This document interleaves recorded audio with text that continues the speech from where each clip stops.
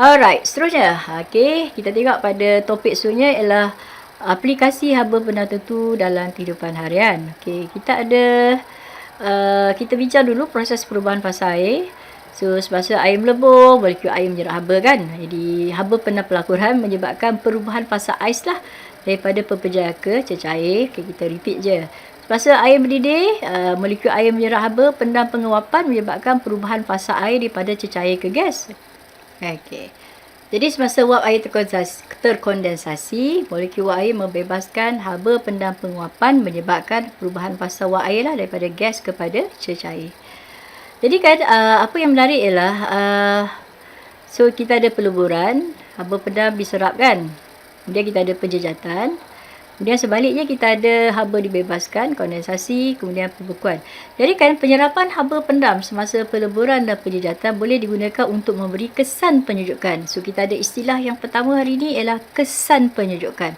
Apakah yang dimaksudkan dengan kesan penyejukan? Dan yang kedua ialah haba yang pendam dibebaskan semasa kondensasi boleh digunakan untuk tujuan pemanasan. Okey, kita ambil yang pertama dulu, kesan penyejukan. Kesan penyejukan ni berlaku apabila contoh beginilah, maksudnya tadi air ni penyejatan lah, biasanya dia melibatkan penyejatan. Air tadi dia akan dia nak menyejat kan. So bila nak menyejat, dia akan serap haba lah. So haba dia datang daripada mana? Haba dia akan datang daripada sekeliling. So apa yang berlaku ialah suhu sekeliling akan hilang haba. Jadi dia akan mendapat kesan penyejukan. Itu kita panggil kesan penyejukan. Kita terbincang Okey, contoh begini. Kita ada alkohol, kita akan buat eksperimen ni lah nanti. Kita ada alkohol. Alkohol ni adalah bahan yang cepat menyejuk So apa yang berlaku ialah kita akan keluarkan tak payah ambil jari kita celup celup ke dalam alkohol ni, kita keluar je. Apa yang berlaku ialah kita akan rasa sejuk kan. Kita akan rasa sejuk. Jadi termometer ni kalau kita masukkan dan kita keluarkan termometer ni dengan cepat, kita akan lihat apa? Suhu termometer akan turun secara mendadak. Menunjukkan bahawa ada mengalami pengurangan suhu tiba-tiba. Okey. So cikgu sediakan video sini. Okay, kita tengok satu video. To investigate, we'll use several little dropper bottles filled with dropping alcohol. So kita ada alkohol Start this activity by simply taking the alcohol and placing 5 drops of it on the back of your hand. Make the same activity this time. Sampling you want 1 minute. Kita ulang balik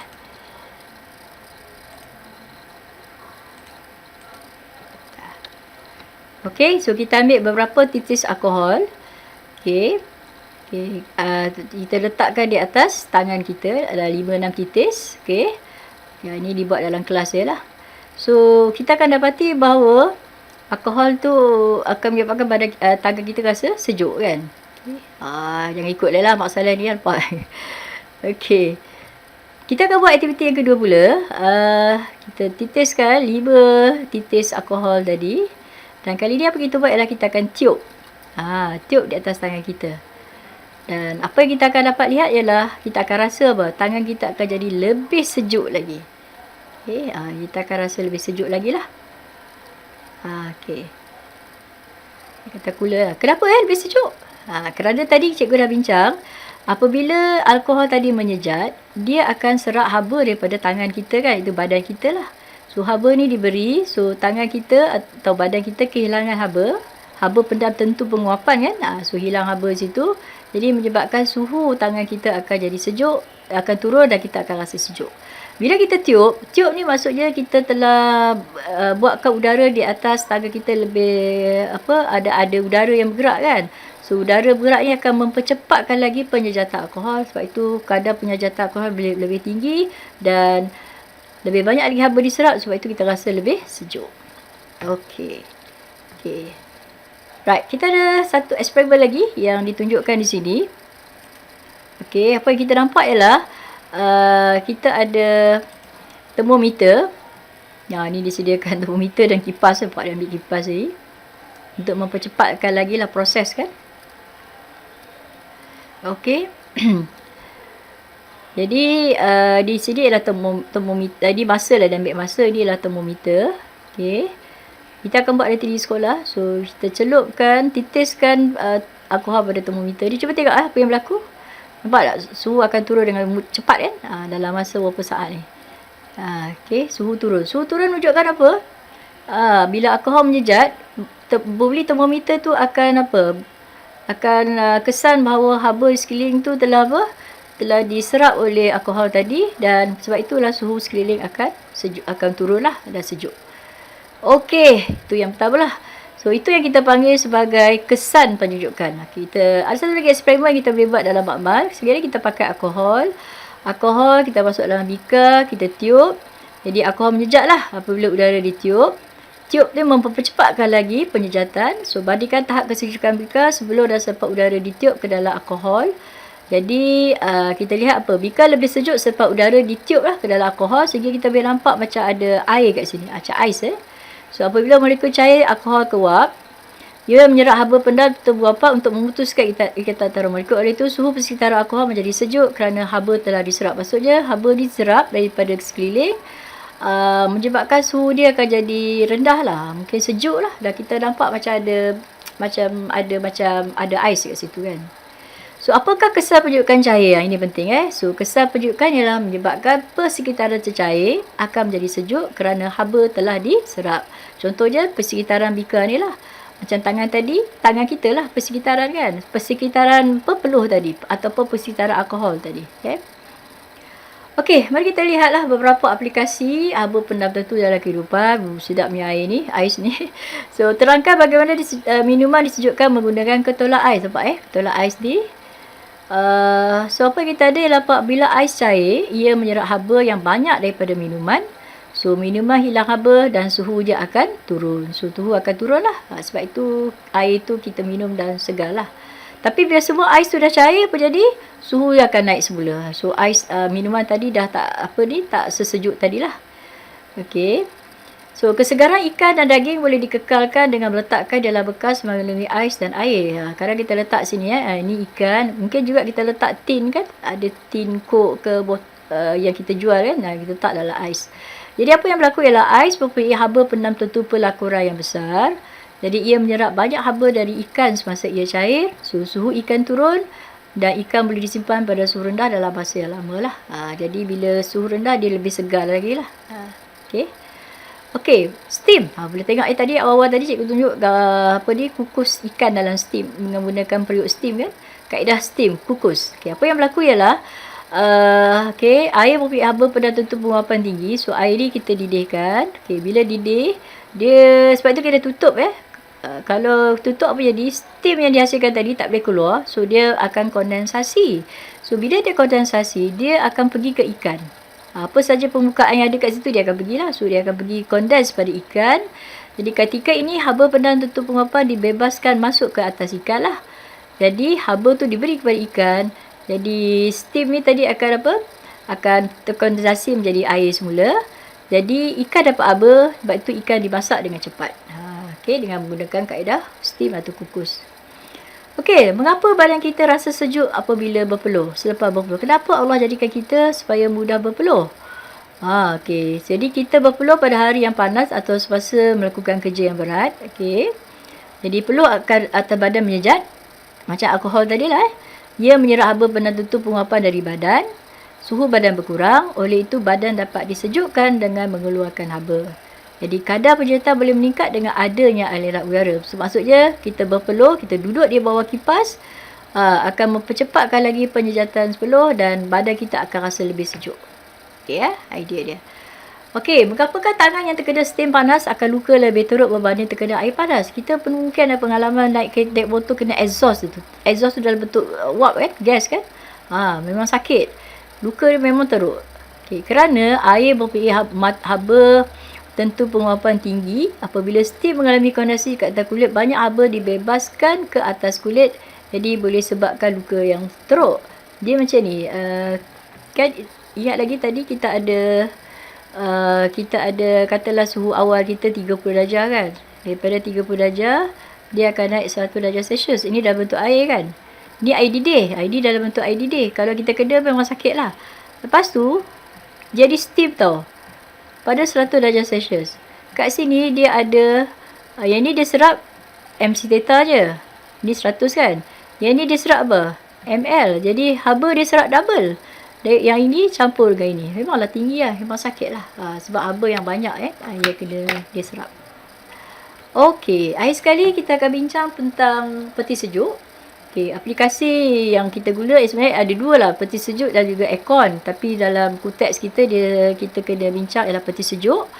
Jadi peti sejuk ni kalau kita pandang daripada dalam peti sejuk, okey, yang penting ni yang hitam ni kat bawah ni kita ada pump pemampat ataupun pump lah, cikgu panggil pump.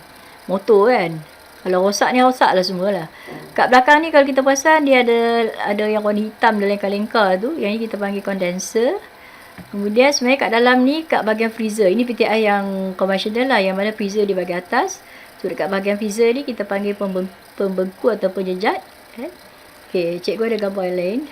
Kita boleh guna gambar ni pula. Ini pandangan daripada tepi belakang. Ini yang tadi ni. Ni motor tadi, pump kemudian ni yang kita nampak kat belakang PTI. Biasanya warna hitam dan lengkar. Ini kita bagi kondenser. Kemudian kita satu ni injak ni kita tak nampak lah. Dan kita kat bawah ni kita ada salur kan. Jadi kalau kita tak ambil benda beku tak boleh pakai pisau. Sebab nanti kita takut tercocok bahagian ni. Dah bocor ni susah lah. Okey, mari kita tengok apa konsep dia. Namakan cecair penyejuk yang digunakan. So yang ni dalam buku tak disebut, tapi cikgu sebutlah nama dia Freon. Okey, bahan yang mudah menyejat. Peti sejuk menggunakan kesan penyejukan daripada penyejatan cecair. Jadi semasa pengedaran ejen penyejuk atau freon dalam sistem penyejukan, haba pendam diserap daripada bahagian dalam peti sejuk dan kemudian haba ini juga dibebaskan ke persekitaran. Okey. So, apa kisah yang pertama? So, yang pertama pump pemampat pump pemampat nombor 1 ni memampatkan ejen penyejuk tadilah untuk menambahkan tekanan dan suhunya. So, dekat sini cecair kat sini dia sebenarnya ialah gas daripada gas dia akan tukar menjadi cecair. So bila naik ke atas sini dia dalam bentuk cecair lah. So lepas dimampatkan, bila mampat ni tekanan dia jadi tinggi dan suhu dia tinggi lah. So jadi dia jadi cecair yang panas. Okey. So bila jadi cecair kat sini, so sini panas sebenarnya ni. Kan? Sebab dia datang daripada sini So ni panas, dipampatkan lagi panas. So bila panas, haba ni tak perlu, so kita kena keluarkan haba lah. So haba dibebaskan. So haba dibebaskan melalui sirip penyejuk ni lah, ataupun kondenser ni kan. So membebaskan haba pendam semasa proses kondensasi. So kat sini seluruhnya bila sampai diinjap, jadi kat sini dia masih lagi cecair So beri cecair. Kemudian apa yang berlaku ialah ada satu injap ni. Apa yang berlaku ialah injap ni, cecair ni bila masuk ke dalam injap, dia akan menyejat dengan tiba-tiba tau. Jadi dia akan mengalami satu proses lah. Maksud daripada cecair bertukar pada gas. So bila masuk kat dalam ni, apa yang berlaku ialah dia kat salur dia dah jadi dalam bentuk apa? Dia jadi dalam bentuk gas. Jadi nak jadi gas, daripada tadi ni dari cair ke gas, dia kena serap haba lah, haba pendam. So dekat sini apa yang berlaku ialah haba pendam diserap di bahagian ni.